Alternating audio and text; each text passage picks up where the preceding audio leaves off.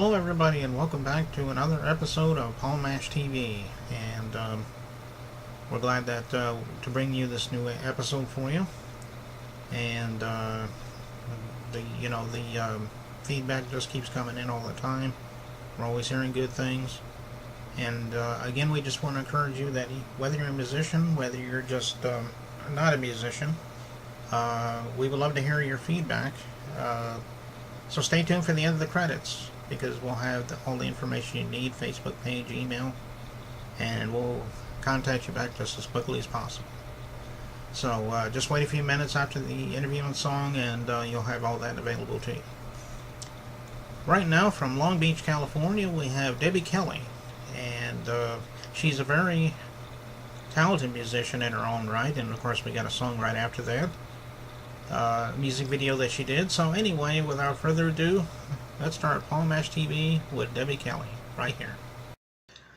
Hello everybody and welcome back to another interview, and from Los Angeles, California this time we have Deby Kelley. Thanks for joining us, Deby.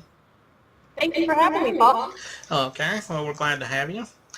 The first thing I like to ask all my guests, it's an obvious question because everybody has their own story. Why don't you tell me what made you become a musician in the first place? Were you always into music? Maybe you fell into it? I mean, everybody has their own story, like I said, so why don't you tell me your story?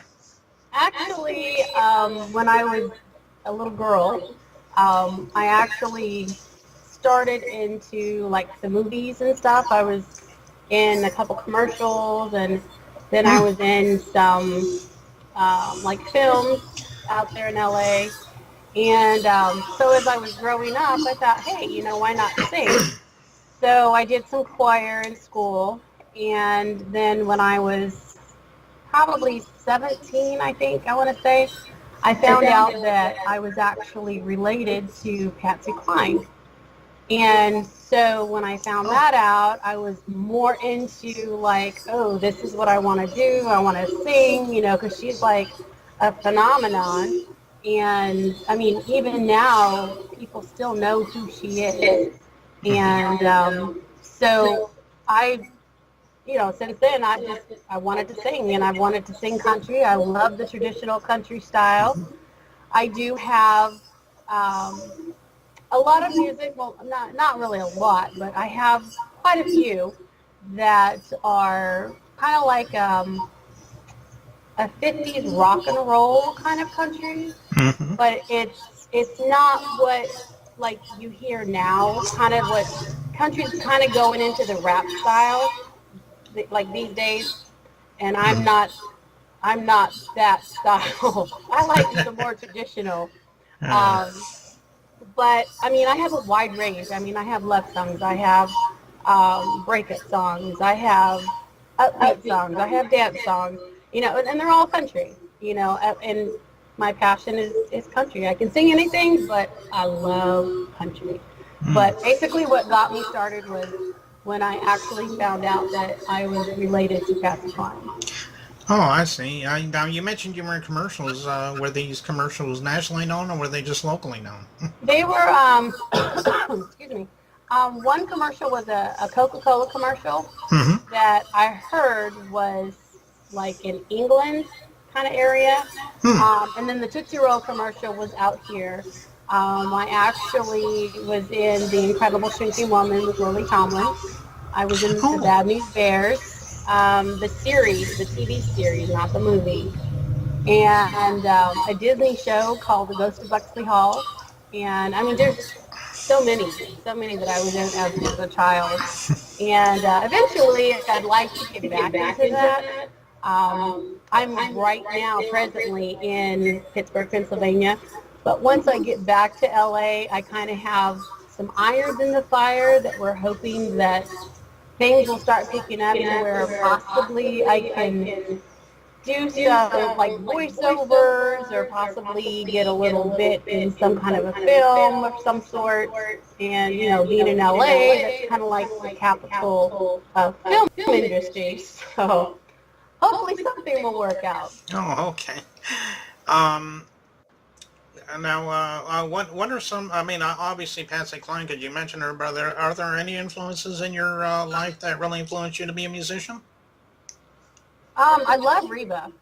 Mm. Reba and the Judds, Shania Twain, Faith Hill, kind of the older ladies, the older traditional country singers. Hmm. Those are kind of like the icons that I look up to. Oh, okay. Well, as far as your music goes, do you have any, or are you planning to do any albums in the future? Well, this is what I have right now. This is my whole stack of CDs that I have. Mm-hmm. I have a total of 10 CDs that I have recorded from 2007 to the present. This is actually my latest CD, Mm-hmm. and it's called Hello Hallelujah Through the Rain, and that one was just released last year. And I actually have a song. Um, it's actually, when I heard it, it gave me the chills. And it's called Kneel at the Cross, and it's actually a patriotic slash gospel song. And it's the girl that wrote it. She's just awesome. Kimberly Smoke. She's great. And one of the songs, in fact, I gave you her name. But one of the songs that won for Gospel Song of the Year last year was called Hello Hallelujah. And she was actually one of the co-writers on that song. And so, I mean, I've had a good run, with some good writers. Mm-hmm. And I write, but I consider myself a lazy writer. I would rather sing than write, because a lot of times, if you notice, well, I can't say everybody, but what I've kind of run into is with some writers, they get a hold of you and they say, okay, I want you to do my song. So when you do a song for them and they like it, then they're like, oh, well, I got another song for you, and I got another song for you. Well, eventually what happens is their songs that keep coming to you have the same melody, they're just different words. And you're like, this isn't going to work. I kind of want a wide variety. And so that's why I kind of choose a lot of different writers.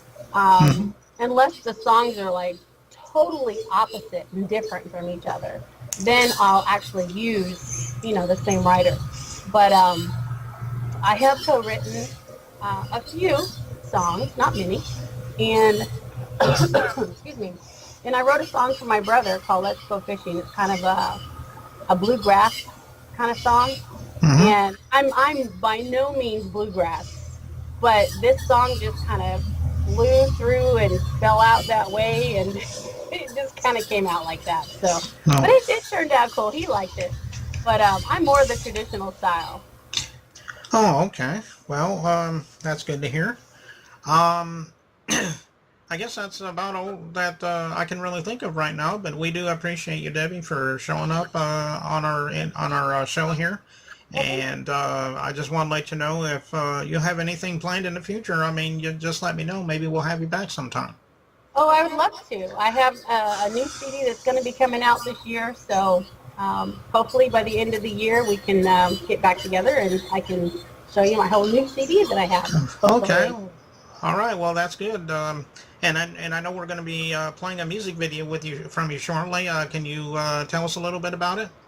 Sure. This song is called "Waiting for You," and it was written by Chet Blum and Steve Owens.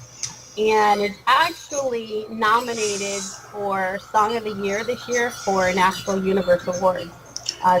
2018. So we're kind of excited for that. So, I mean, this is like the first time that it's been out. It was recorded end of last year.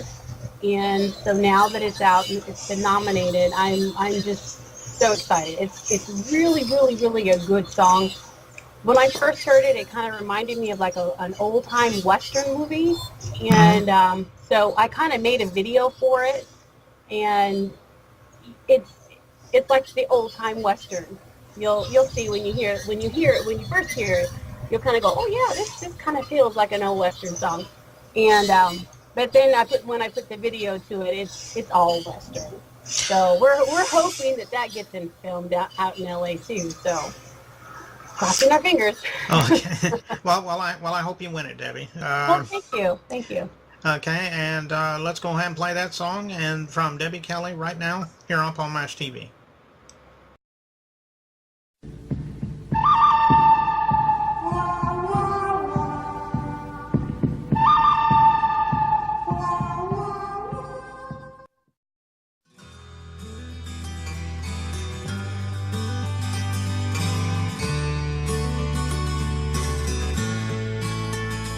There's some things we wait on that never come, an empty feeling that never feels right. Then there's other things there's no running from.